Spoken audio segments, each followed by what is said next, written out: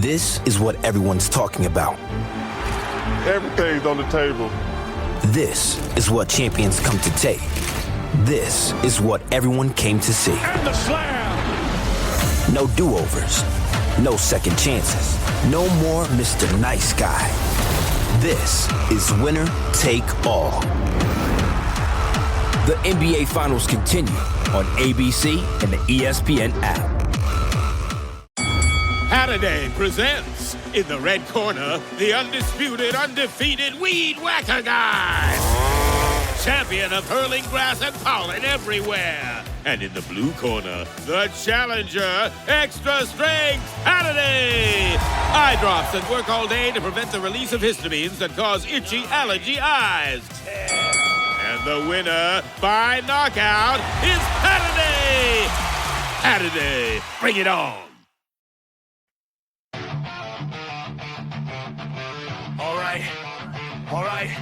All right. This ain't just a show. This is a platform. Veteran built, battle tested. Welcome to the MisFitNation.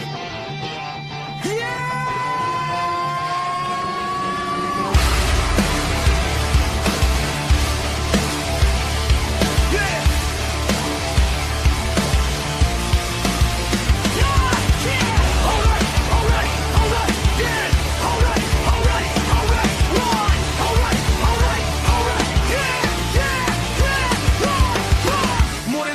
Mic in the room, built from boots on the ground, now we breaking the rules. 2 vets, 1 leader, painting the sound, turn scars into sermons, let them echo around. Authors with truth, musicians with fire, actors backstage chasing something higher. Entrepreneurs bleeding just to get ahead. If you fought for your dream, yeah, you are what you said. If they told you no, if you still came back, if you fell to your knees but you stayed on track, this is your voice, this is your flame. Say it loud, remember the name. No salvation, just elevation. We rise again. From the fight to the end. We are the MisFitNation. No damn labels, no damn cages. If you're still breathing, you belong. Turn it up. This is our song. Yeah. This is our song. Yeah. Veterans standing with ghosts in the chest. First responders running in while the world second guess. Gold star names carved deep in the soul. Your story ain't over, we carry the whole. Coaches teaching mindset, breaking the chain, turning barely alive into owning the pain. Truth over polish, scars on display. If it's real, let it bleed. That's the misfit play. If it's heavy right now, and the dark feels close. If it's heavy right now, and the dark feels close. If it's heavy right now, and the dark feels close. It's stop right now. We're the more than you know. Don't walk alone. Veterans press 1, bring it home. Don't trade forever for tonight. You're still needed in this fight. We're the MisFitNation, built from scars and dedication. We rise again. From the fight to the end. We are the MisFitNation. Every voice is fabrication. From the silence to the scream, we're strong. Welcome home. You belong.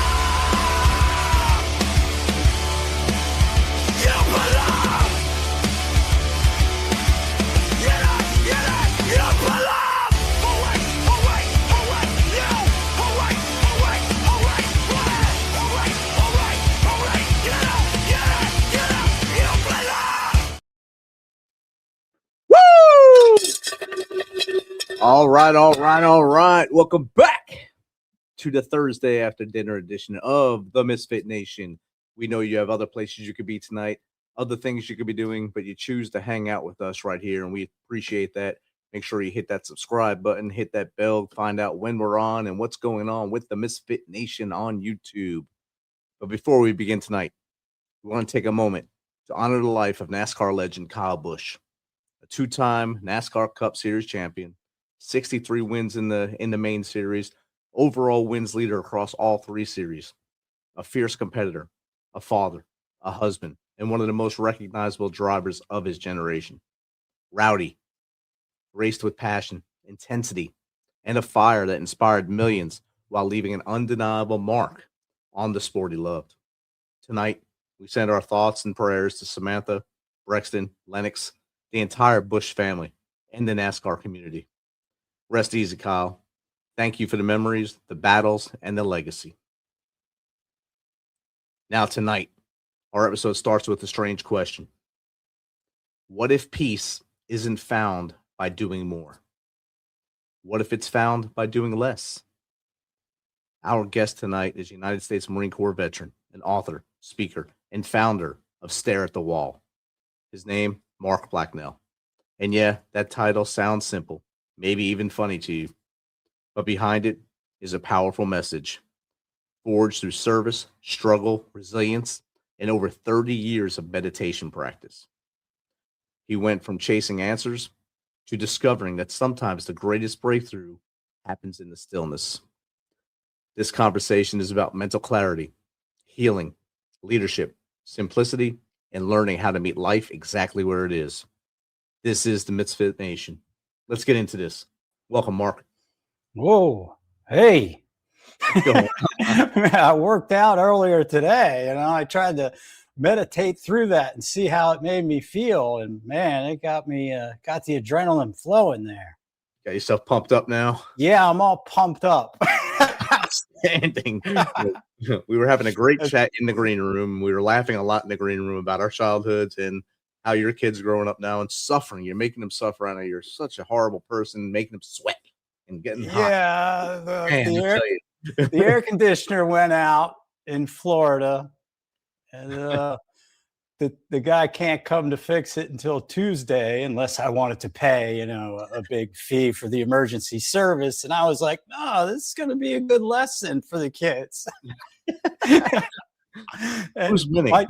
But my daughter hasn't really complained. It's my son that's doing the complaining. That should tell us a lot. Oh, man. Wow. See, that's the whole new generation going on here. See? No. If we're honest with ourselves, we know who the stronger gender is. Yes, we know, and they tell us all the time. We just have to listen, and we don't do that that's well. Why either. we stare at the wall, so we can listen. Definitely, because sometimes we don't listen very well. No, especially if we were in the military. We listen, but we don't hear is the problem. Well, yeah. If you don't have brass on your collar. That just blinds me sometimes, so I can't see it. So. Yeah, well. Got to get around it. It's a whole different. I heard that the E clubs and the O clubs have been combined now in the Marine Corps. I was really surprised about that. Probably in the Army, we don't even have mixed. We just have mixed clubs. That's it now. Well, we have them now, but I couldn't imagine, the way I used to drink around the officers. That would have been nothing but trouble. Could have been some for my career. For my career. You would have learned some other lessons by staring at different walls. Yeah. Cell walls. Yeah, cell walls, exactly. With a little slit window, maybe, to see somebody's outside laughing at you. Yeah. Anyway.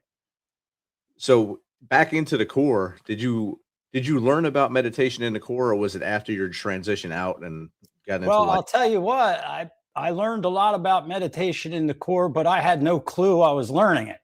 Right. Okay. You got to stand still. You got to be still at attention, right? That's right. Don't move. Hold that weapon up. You're like, oh. Hey, that's discipline, right? Allegedly. It could be called corporal. Maybe a little torture. I think back then, I'm sure it's still a little torture now. Marines are always like, oh, well, when I went through Paris Island, it was, but I'm sure it's still fairly difficult. But anyway, breathing, shooting. Yeah. It's all breathing. Laying in ambush, still, quiet. So I think a lot of that did carry over. And when I started meditating like not seriously. I didn't take it so serious maybe 20 years ago. So you said 30. It hasn't been 30. It's been about 20.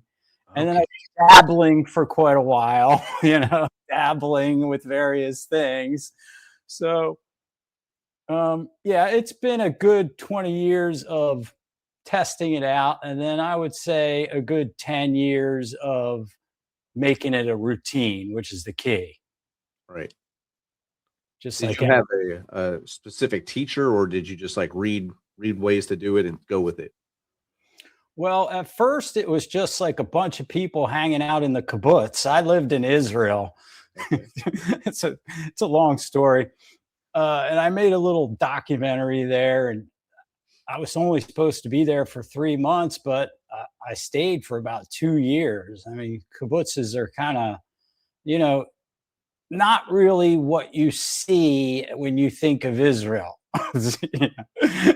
The people in the kibbutz are kind of like artsy. They're artistic. They're interesting people. And once they got out of the military, because there it's mandatory, they would all take off to places like India and Thailand, and then they would come back and they'd be meditating. So that's where I first picked it up and started dabbling with it in Israel, of all places. You wouldn't think.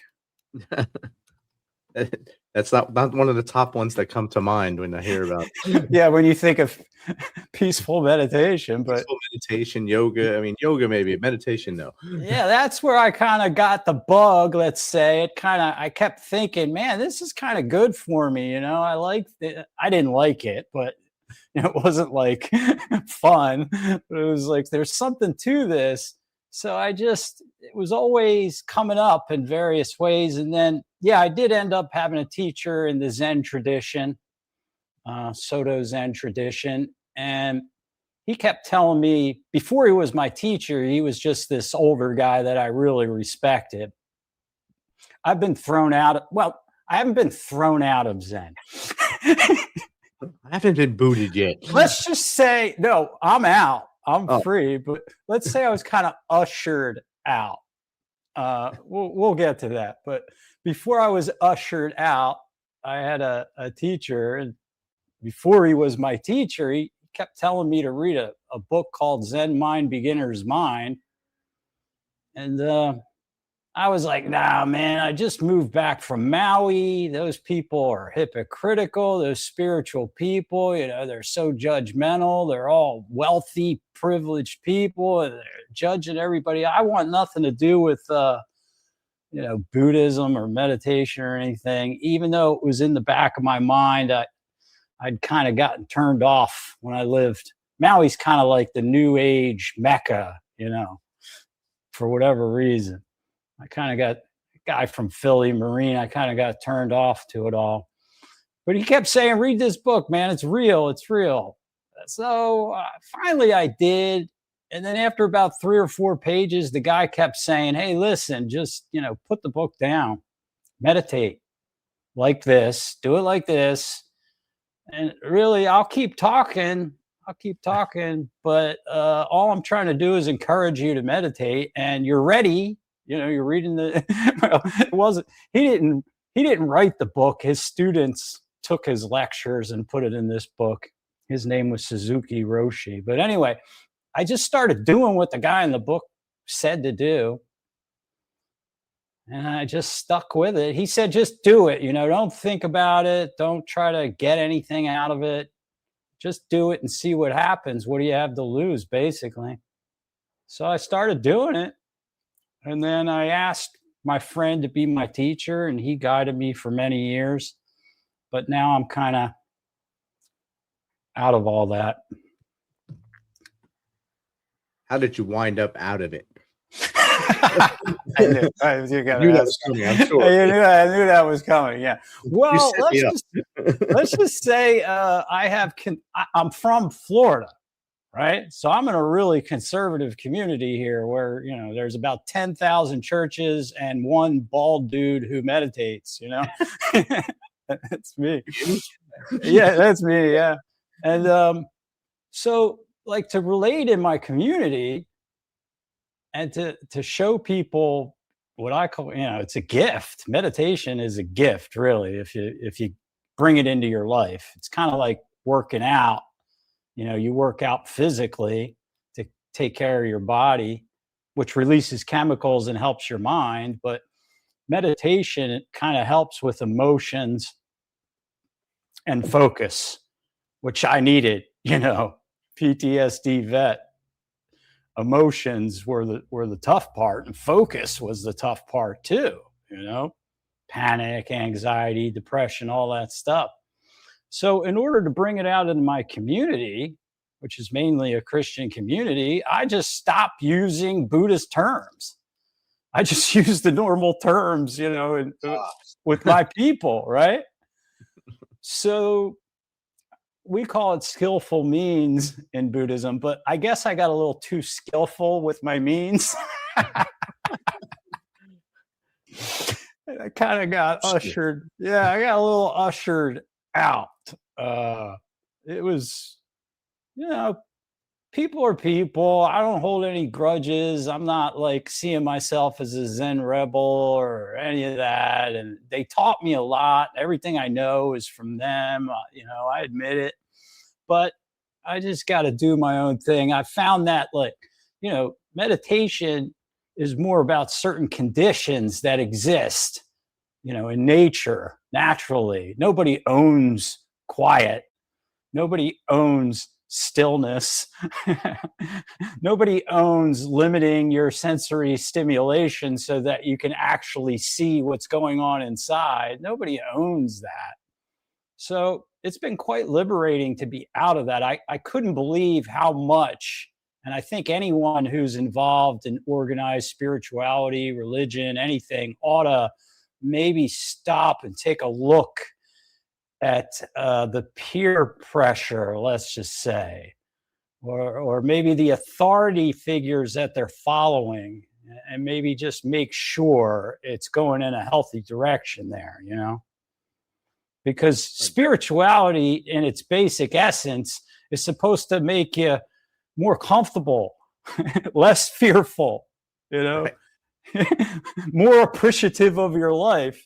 And if your spirituality, whatever it may be, is not doing that, then I think it's probably a good idea to stop and take a look at, what you're being fed. And that's what I did. And I couldn't believe, after the bullets, the bombs, the jail, the addictions, that I was actually being influenced like that. Once I got out of it and looked back, I was like, wow, I was always worried about what they were going to say. Right. What they thought.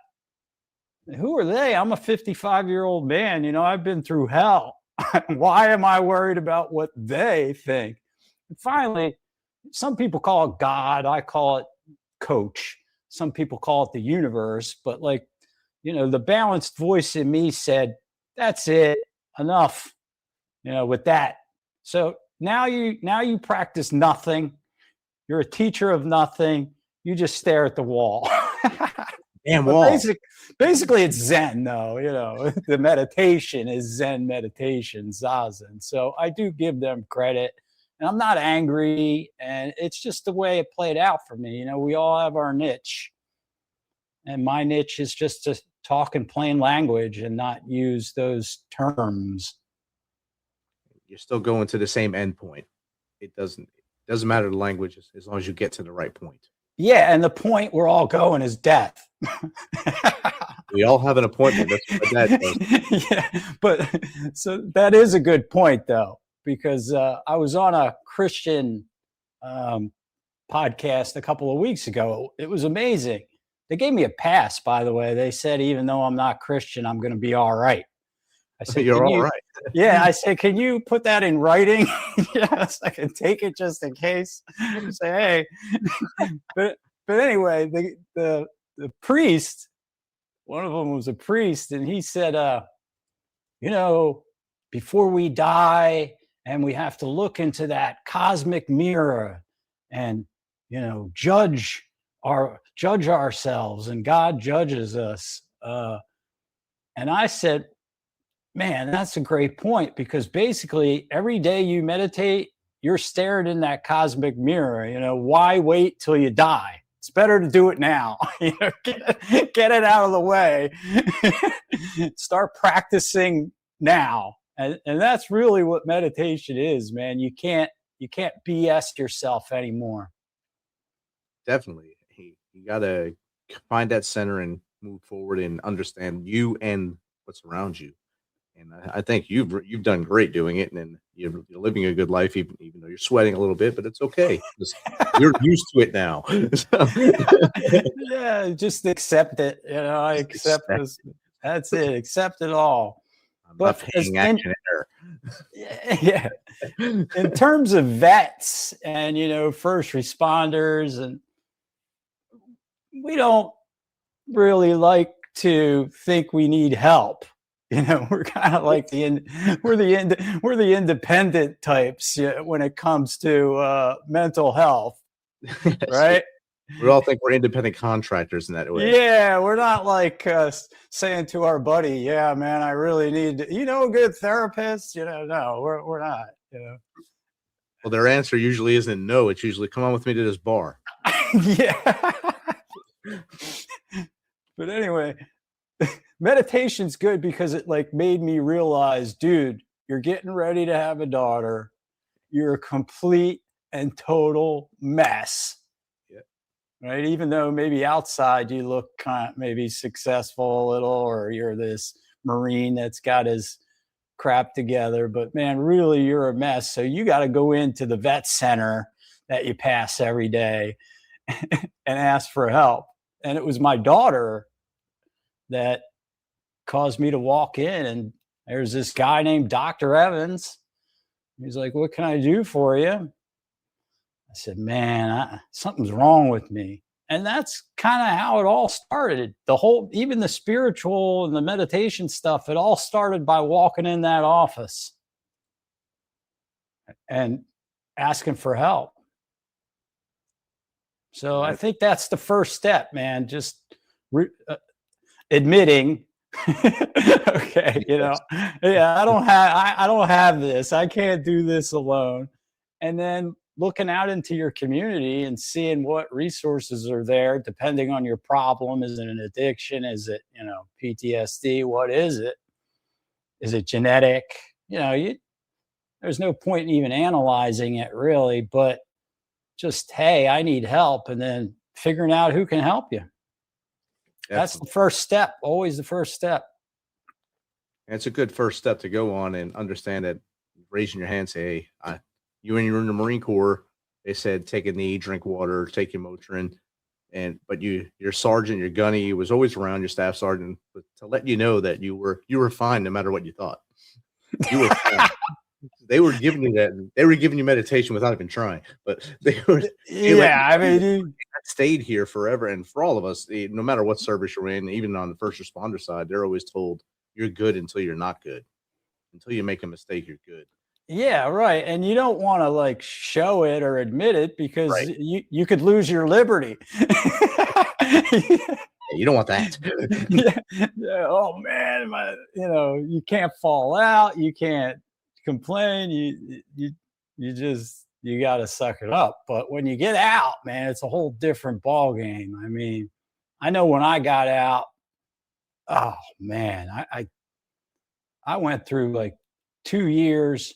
You know, I had to have the same pistol I had. I had a Beretta in the Marine Corps, so I had to get the same Beretta, you know. And man, I was so depressed. I really stared at that thing. I didn't stare at a wall. I stared at a loaded Beretta. That's a way different thing. I mean, it's funny now. I mean, it's funny. Yeah, but it wasn't funny then, you know. We can laugh about it now. I was a mess, and I was like 4 years older than all the other freshmen in this little college town. Of course, I got thrown in. You know, I watched Heartbreak Ridge, where Clint Eastwood pissed on the cop car. Well, I had the perfect opportunity where I was pissing in an alley and the car pulled up, and I decided I was going to do it. That was not a good idea. And then I got charged with like 52 counts of operating an illegal speakeasy. What? You know, I decided that I'd have a big party, and because I was of age, and that didn't work out so good. But my record's totally clear. Everything's expunged. That had to be the best charge ever read in court. 52 counts of operating an illegal speakeasy. Wow. Yeah, that was heavy charge too. That was well, I remember for the charge when I peed on the car, I got charged with like public drunkenness and disorderly conduct. And I went in to the judge, Anthony Lapita, I think his name is. Anthony, if you're out there, thank you. This guy kind of saved me because I walked into his office and there was the Marine Corps. I was like, oh, thank God.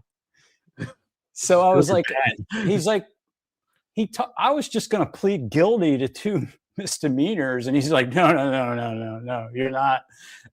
Martha, come here. Could you get him copies of the law that, public drunkenness?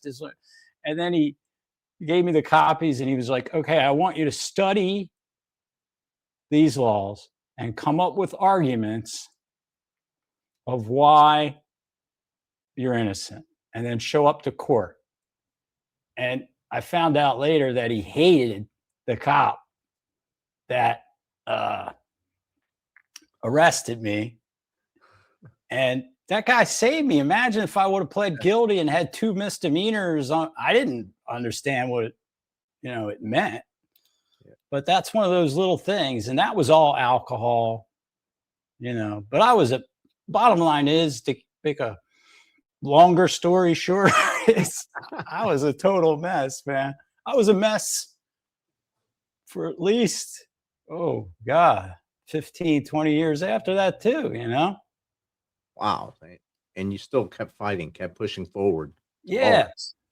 Yeah. I mean, every time you hit a wall, you kind of bounced off it and started to do more to help you. And finally, with your daughter coming, that woke you up and made you say, hey, it's time. That was it. We all have that, coming to Jesus moment. I've had maybe 15 of them, but I wasn't really paying attention to the first 14, but I think I'm there now.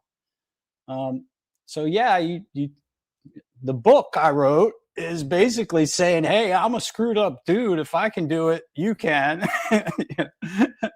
And that's kind of why I got pushed out of Zen. We don't want to walk around saying we're a screwed up dude. We want to pretend we're,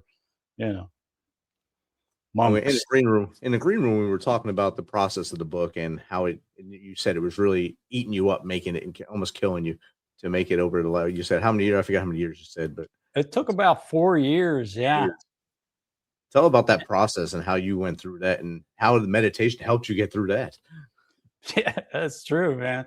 Well, kind of what I wanted to do was just lay out, like, not all the stories of what happened to me, but kind of all the things that I faced emotionally and mentally, and kind of just like take my mind and say, okay, here it is. And to kind of show your mind to other people to help them step into their own mind. That's kind of an abstract thing to do. That's not an easy thing to do. And I had to relive all this stuff. Okay. What voices, what there were, what feelings were there. And I had to like tap into them, in order to express them in easy language, I always warn people, if you get my book, get a bottle of Excedrin and keep it next to you at all times. Or your favorite pain medicine. Yeah, whatever you need to get through it. It's not an easy read. It's not like coddling anyone. It's pretty rough stuff at times, So it was hard to do that and then keep the faith that I was doing something worthwhile. knowing that I was probably going to be criticized for it by, whenever you step out to try to help people, you make yourself a target. Yep. And my father was joking with me last week. He was like, Mark, you realize you basically laid out your whole mind for the whole world to see in 300 and some pages?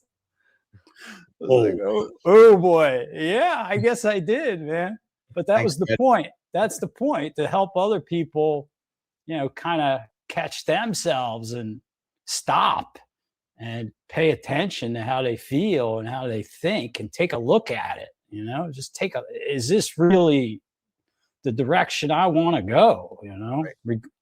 Regardless of how good it may seem on the surface, like, join my organization and we will solve everything, and we're fighting the good fight against evil. And,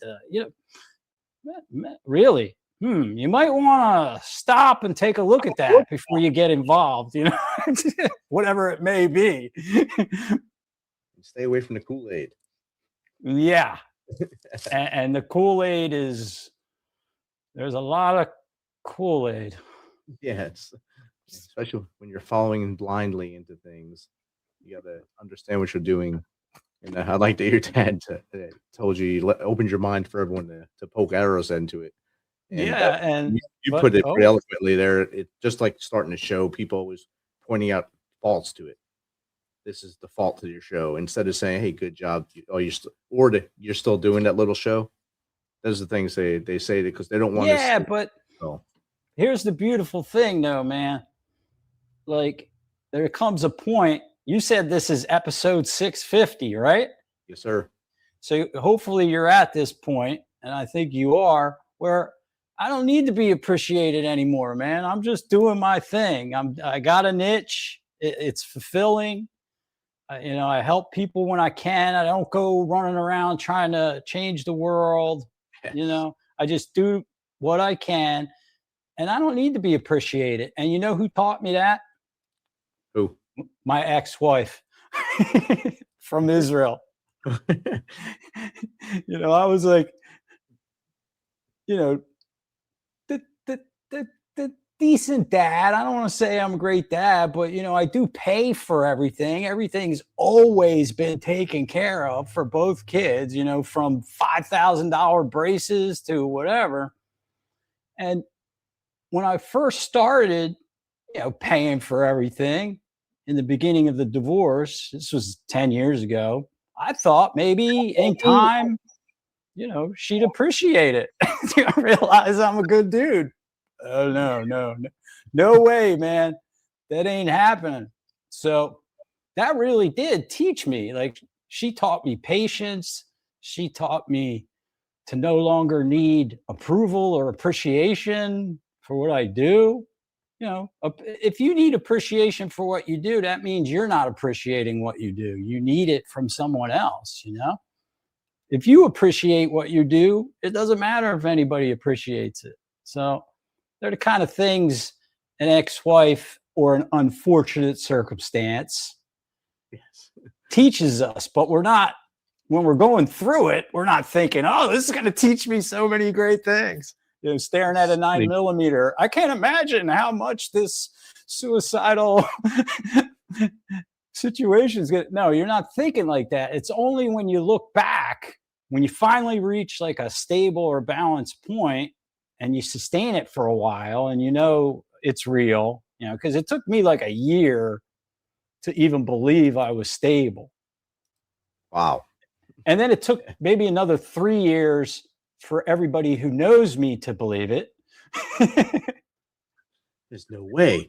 There's no way Mark is really stable. So the bottom's going to fall out, and I I expected it too.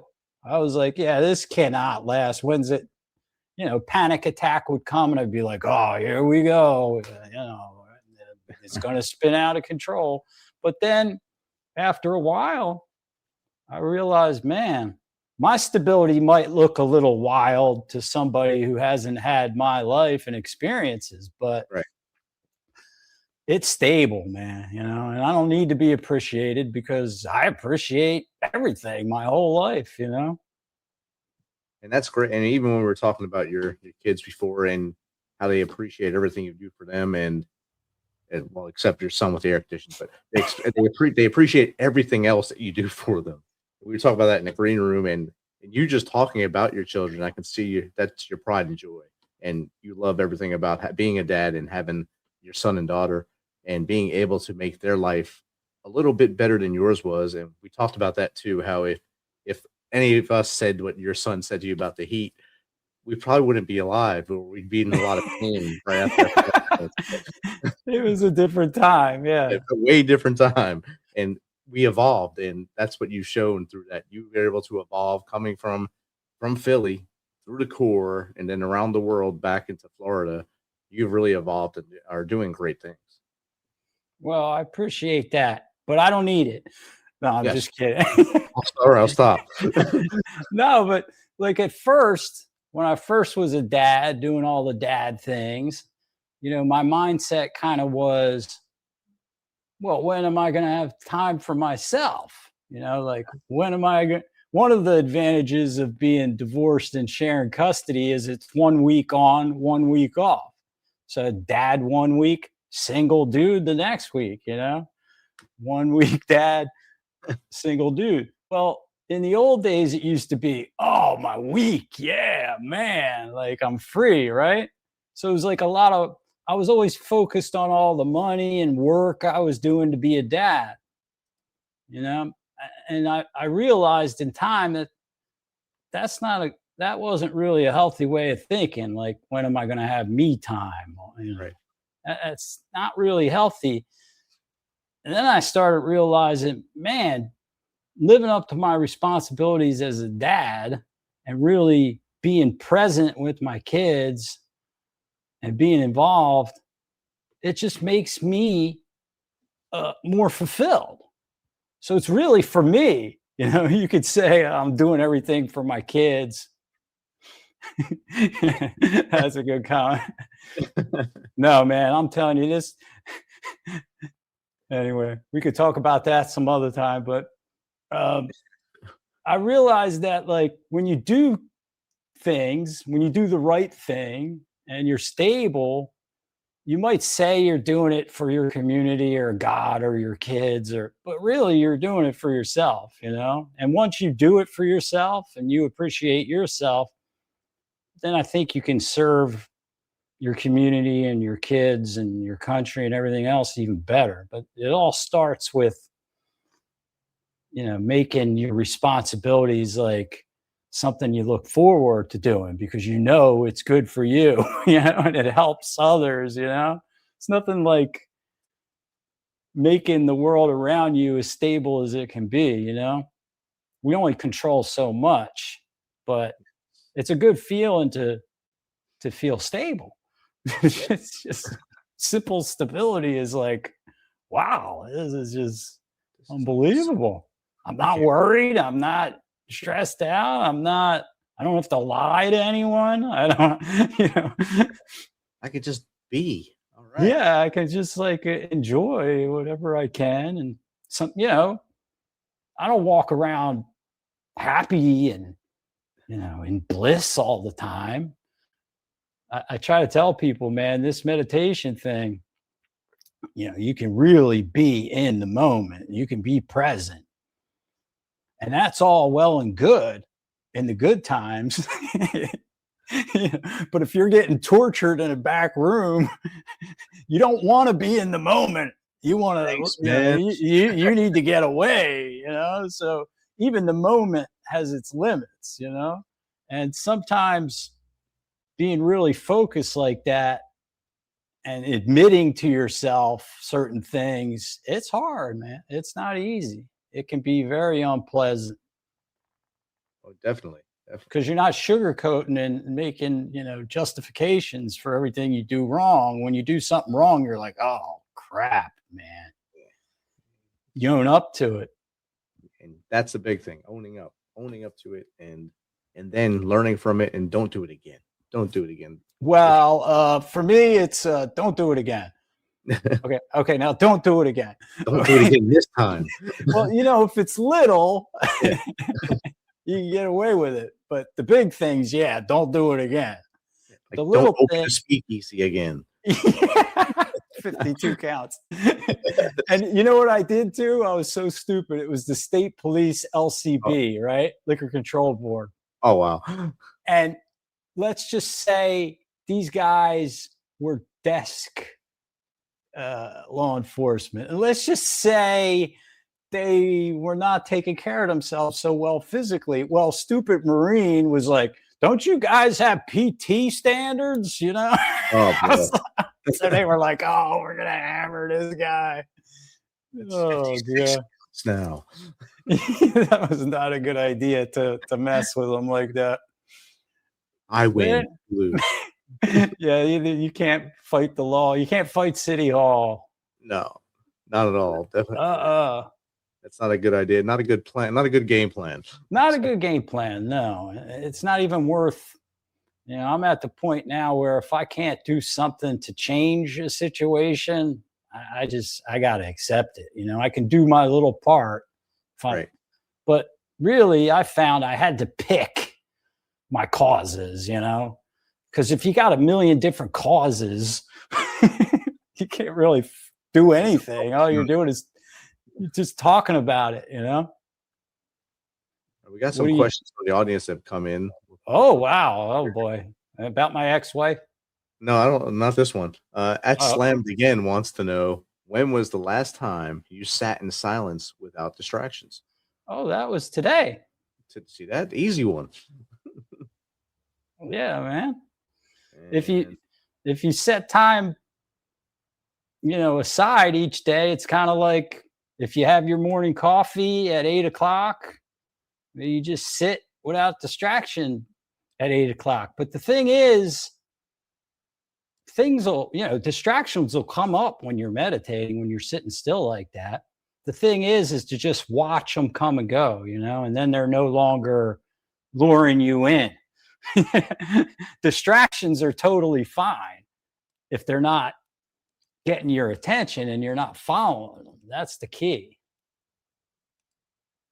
All right. And this is a pretty neat name, from Burn Book Victim.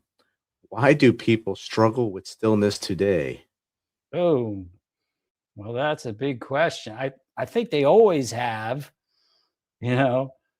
but I think nowadays, man, we're inundated with information, and it's kind of like, I think people are afraid of it. Yeah. I really do. I think they're just like, their nervous systems maybe have gotten so activated that I used to, this Kung Fu master, he said, hey, man, my students are very active. Can you come and teach them meditation? Because I want them to learn stillness. I was like, man, you're wise. But the studio was between a nail salon and a flooring supply company. God. And there was this big window. It was like a strip mall. And I would sit there. Sometimes people would come, sometimes they wouldn't. But I would sit there. As soon as 12 o'clock came, I would go silent and still and just sit there. People would look in. The girl with the nails, she'd be like, some of them would look like they saw a ghost. I mean, they would get scared. What's wrong with him? Well, first they would think, is that a statue? Is that like a real dude? Not saying I'm sitting like a statue for the Zen people out there. They'll be like, oh, he's saying he sat like a statue. No, but I was sitting pretty still, and some of them would be like, what the heck is he doing? And then I would have like people come late, for the class, and they'd be looking at their phone, and they'd have their mats, and they'd look in and they'd see me, and they would just walk away. So I think that's a good example of how maybe sitting still can scare us, because everything comes up. You can't like run from it anymore, It just, you got to face it. And that's kind of scary at first. You first. get used to it. Yeah. It's like prolonged exposure therapy. You know, I went through that, like where you relive the traumatic events over and over and over again. Well, after you did it 50 times, it wasn't so intense anymore.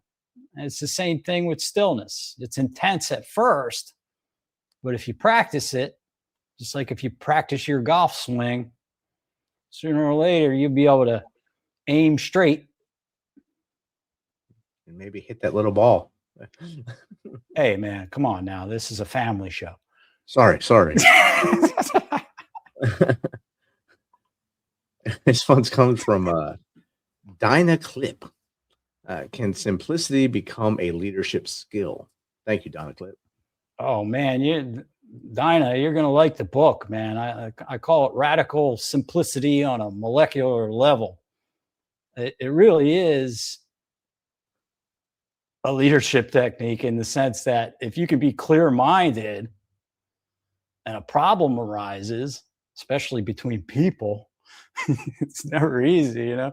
The more calm and clear-minded you could be, the more simple you can see the situation without all your opinions and preferences and I'm going to fix this right away, all the unrealistic expectations we have, all the opinions, all the baggage. If you can see it clearly and simply, that's a powerful tool, man. All right. That was easy questions for you tonight. This is good. Some people, you know, they slip up. I've been doing this for a while, man. You're all over it. All right. If I can find this next one, there it is. This is from Full or Part. How does mindfulness help people after trauma or service? Thank you. Yeah, that's a great question. I think the main thing it can do is, like I said, get you to stop. Because like when I got out, it was like the energy, the mindset, the chemicals, the adrenaline, my nervous system. You know, I'm not a doctor. I don't really get into all that. But all I can say is the feeling came with me. And it was intense. If you can stop long enough to take a look at it, you're going to probably come to the conclusion that you need some help. I think that's the value of it, man. Just coming to the conclusion that I can't do this alone. I need some help. That's always the first step. And it's the hardest one. It seems simple, back to simplicity, you know? Right. But if you have trauma and you have PTSD and it's affecting your life, that has to be number one priority in your life. It can't be put aside. And the longer you put it aside, the bigger the problem becomes. That has to be addressed when you get out, before you get a job, before you get, you know, make that your number one priority. Now that's easy to say because we all need to pay the rent, stuff like that.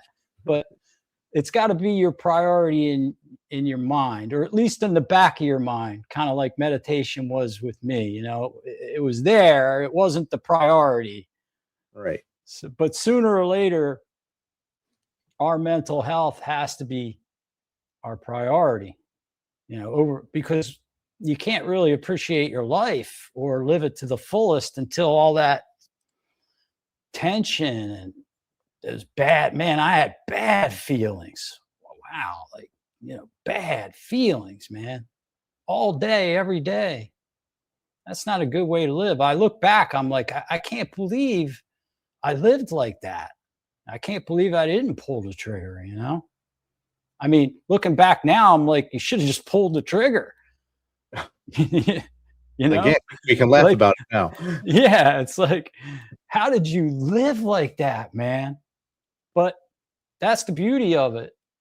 If you can address it, make it your priority, you'll look back and you'll say the same thing someday, and you'll be the better person for it, and you'll understand what it was all about, and it all makes sense. And then you'll help other people, and there's nothing better than that. Definitely. 100%. I'm getting a little teary-eyed here. Use your towel. Wipe it off. Yeah. There you go. No, man, that's heavy stuff, because that feeling, I just felt it, when I was talking about it. I remembered those days, man. They just came back. See, and It's I heavy like stuff. the Beretta 9 from the military because it was simple. So the simplicity of the Beretta was nice. Well, but I would yeah, never buy one after. I'm glad you pivoted. Yeah, I pivoted from that. Thank you. Yeah, you got out of that. I got you into the simplicity. See, Thank you. Yes, the Beretta. into the question from my brother here: is it bad that he's most zen when driving? No, man, that's a good point. Whatever it takes. But driving is, a lot of people mention that. And when I'm driving, I'm always like, wow, this is a lot like meditation. The cool thing about driving is, though, it's different than meditation because there's a lot of movement going on. So it can help you focus. If you're just focused on your rear view mirror, you're going to crash.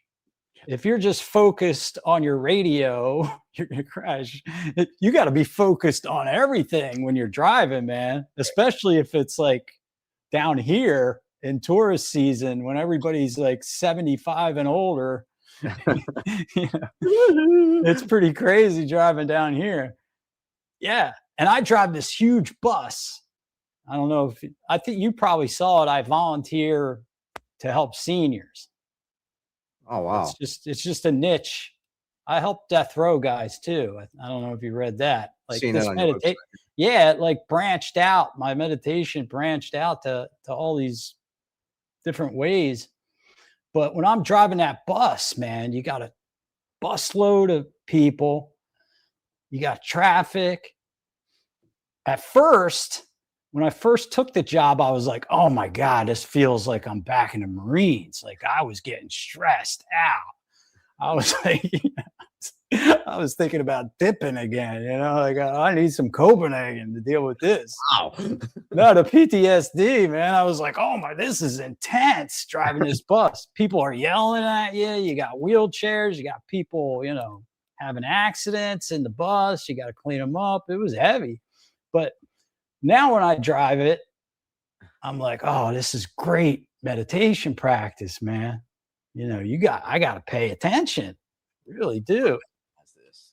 Yeah, you get yourself in a jam if you crash that bus, that $250,000, $300,000 bus. A bunch of old people that are going to yell at you the whole time for doing something wrong. Oh yeah, I mean, if someone got hurt, well, they do. They're like, It's wrong. Are you going the speed limit? You kind of drifted into the other lane. Are you aware? Stuff like that. They're hyper focused on you. See, that's the cool thing about when you meditate long enough, everything becomes meditation practice. It's right. Like it's really cool. But yeah, driving, good start, man. Focus on your breathing, pay attention, and then maybe sit in a chair and stare at the wall when you get home. And hey, if you got to pretend you're driving, whatever it takes. Wait. Yeah, a new meditation position. I'll get in big trouble though if I start advocating that. Okay, put your hands on the steering wheel. 3,000 years of tradition you're breaking. Out the window. Out the window. Told me to hold the steering wheel and meditate, not to pay attention. Yes. What? Well, in context, he's in North Jersey driving, so that's oh man, yeah. It's good practice there, especially if you could stay calm, regulate your breathing, keep those shoulders nice, man. Not curse at every other driver. Good. Yeah, it's good stuff. No, but really, it is. Driving can be really good meditation. I mean, it's not perfect because of all the movement and stuff.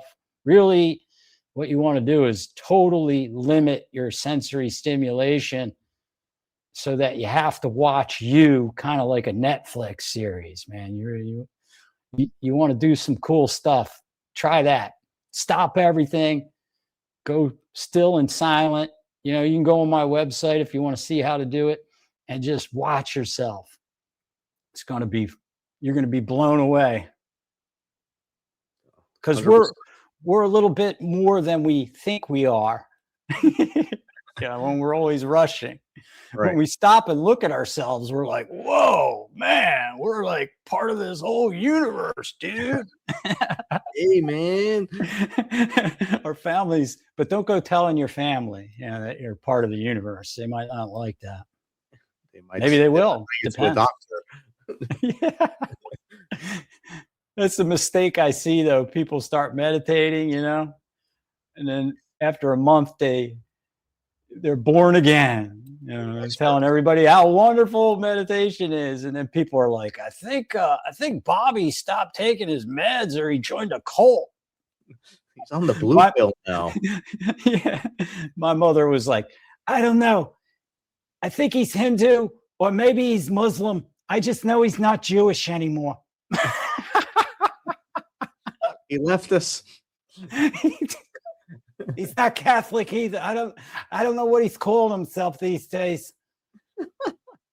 At first it like bothered me, now I think it's hilarious. She still loves you. So. Yeah, man. Like you can't expect your family to like totally accept. They've known you your whole life, and now you're into this whatever it is, and you expect them to be like, oh, Bobby's into whatever. He's a Christian now. How great. No, they're not going to believe it. Painting happy clouds. Yeah, it's so fun. They're not going to believe it. It's going to take about 3 years for them to believe it. Yeah. And even then, and then they'll still call you Hindu or definitely that generation. So yes. Yeah, I got this one a lot. Wait a minute, you're not charging money? It's not legitimate. Like, unless you're charging, that generation, like, unless you're charging, it's not real. It's not real. But you know what? I told you, my parents and my family, they're believers now. That's awesome. Yeah, man. Even though you're a Hindu, but it's whatever. And that helped me get past, like, I don't need approval or appreciation from anyone, not even my spiritual tradition at this point, Right. It's a good feeling to be liberated like that. And you're not going to go to hell. There's probably plenty of other things you've done to get there. Don't worry. Yeah, right. Not that. Not thinking for yourself is not one of them. That's not the top of the list of the ticket to No. I always think if, I die and turns out God's one God or another that I would be like, hey, man, look at your followers. You can't blame me. I didn't do it all. You can't blame me. You wouldn't believe it either if you were. If you had to live down there, you'd yeah. If you, I think sense of humor is big in the universe, in the cosmos. If you meditate, you start to see how absurd this whole thing is. We're like these little people worried about the price of gas, our bellies, worried about this and that. And we're on this tiny little planet in the middle of this endlessly dark, violent universe, and we're just thrust here. We don't choose who we're born to. And then, like we're culturally indoctrinated and we go through all this stuff. And then it's like sooner or later I came to the conclusion, like, first of all, this is all a miracle. How the heck am I sitting here on this planet, in this universe? Yeah, like, how did this happen? This is a miracle. I'll never figure it out. And then the other thing I realized is it's funny.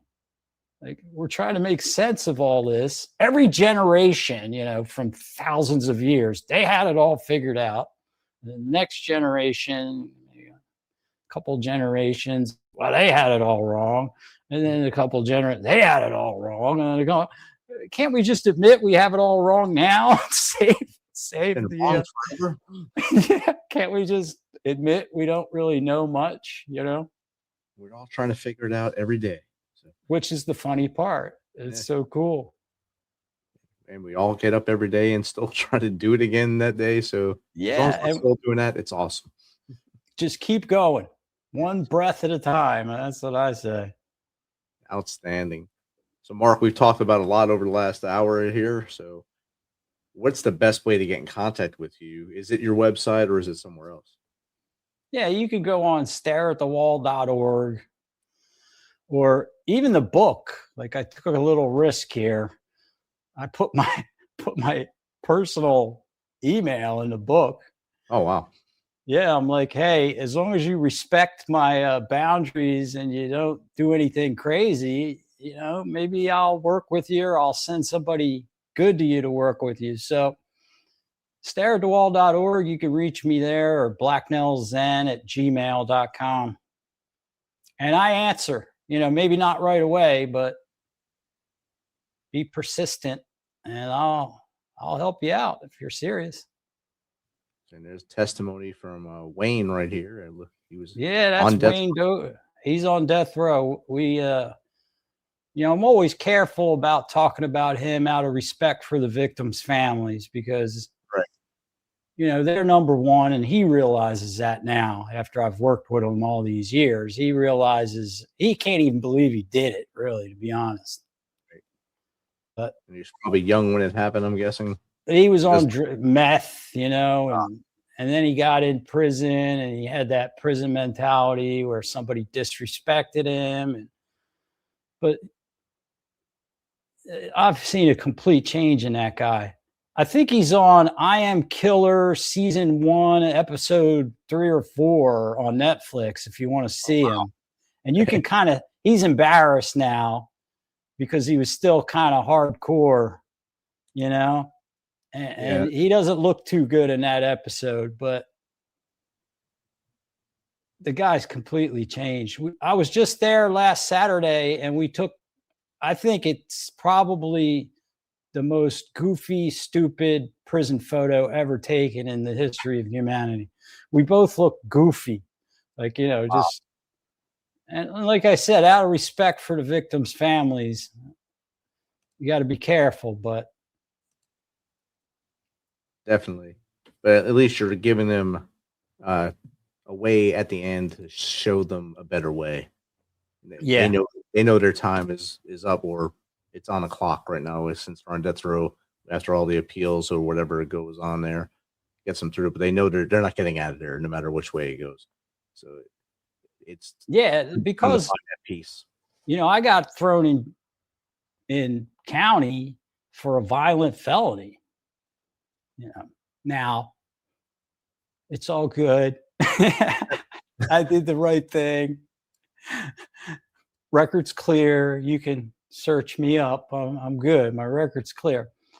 But when I was in there, I was meditating at the time. I taught a lot of the guys in prison to meditate. I was only there for a few days. I didn't even know I could get out. I didn't even know the process. They were like, "You got money?" They're like, "You got money? What are you doing here?"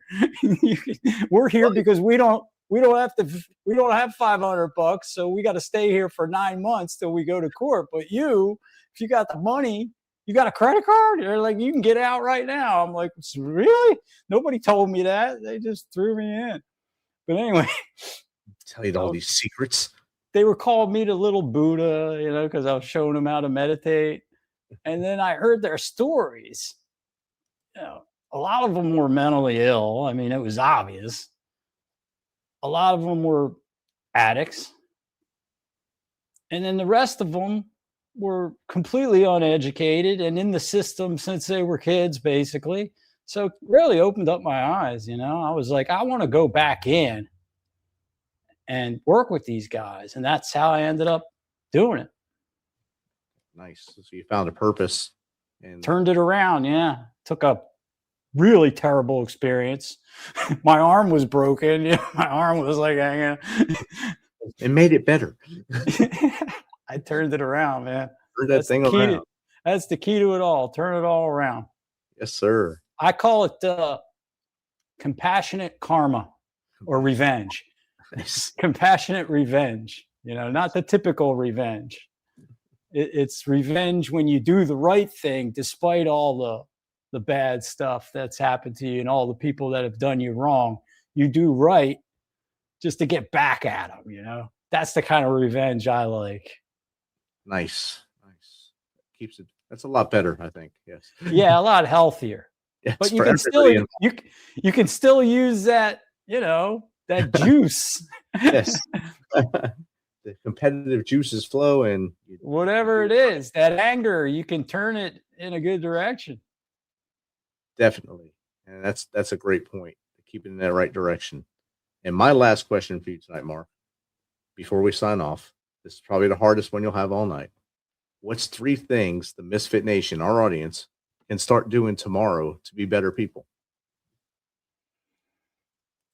Stop. Just stop your life in its tracks.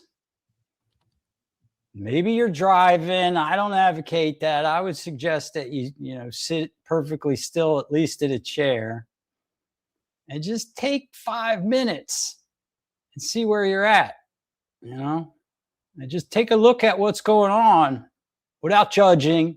Got to be careful. You could end up coming to the conclusion that you're a real loser in those 5 minutes. That's not going to help you. But just take 5 minutes to stop and see where you're at, see what it feels like to be you without all the blah, blah, blah, blah, blah, blah. What does it feel like? Are you comfortable in your own skin? So that's number 1. Number 2, appreciate your life. Tell the people around you that you love them. Pay attention to the little things, when we're always in a rush, or we're always trying to do something, or we always have plans, or we always have goals, or sometimes we miss what's right here. This is a beautiful, beautiful opportunity in a chaotic, violent, dark, endless universe to have a little bit of stable ground and some light. This life is beautiful. It's never, ever too late to start appreciating your life. It's number 1, man. We got to appreciate this. You don't want to die angry. You don't want to die with regrets. You don't want to die with hate in your heart. You want to die, man, thank you. It's over, but thanks. It was a good run while it lasted. Number 3, I would say, addictions, man. There's a lot of addictions nowadays. Some of them are internet. You could be addicted to the internet. You could be addicted to porn. You could be addicted to the classics, the alcohol, the drugs. You could be addicted to shopping, online shopping now. And people are addicted to. There's so much there's so much temptation and distraction, and everything's at the touch of a button. Why cook healthy food when I can order out? Yeah, I'm paying a $10 service fee plus the tip, but I don't have to do anything. I just have to push the button, Yes. That could be like these food services. They could be an addiction now. Anything can be an addiction. But if you have a habit that you fall into, like, whether it's deep down inside, whether it's good or not. How does it make you feel? Like when you do it and then you're done, how do you feel? Like, stop and just check out these routines and these habits you have.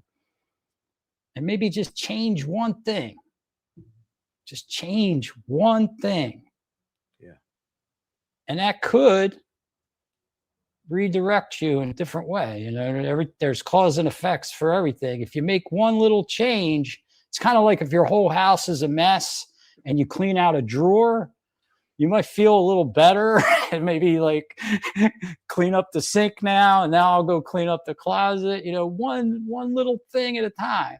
So just change one little tiny thing in your life, like stop and change it and see where it leads. You never know, man. That could be the start of it all. 3 great things, Misfit Nation. Mark, thank you for sharing them with the Misfit Nation.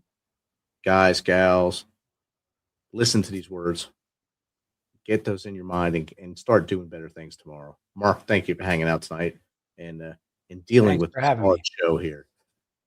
Thanks. I'm glad you had a good time. We had a good time. Misfit, yeah, it was fun.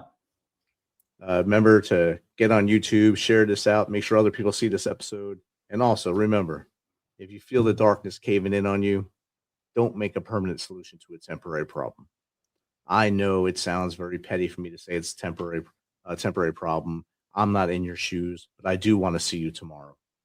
Tomorrow's 100% better with you in it than it is without you. Call 988. Go in your wallet, pick out that little paper I tell you to put in there with 3 names on it. Call those 3 names. They want to hear from you. Everyone wants to hear from you. If all that doesn't work, contact us. info@themisfitnation.com, jake@themisfitnation.com, or steven@themisfitnation.com.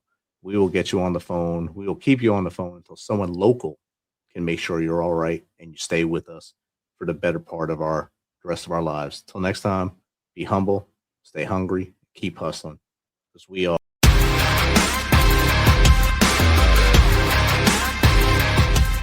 Thanks for checking us out and being a part of the Misfit Nation show. Don't forget to visit our website at themisfitnation.com.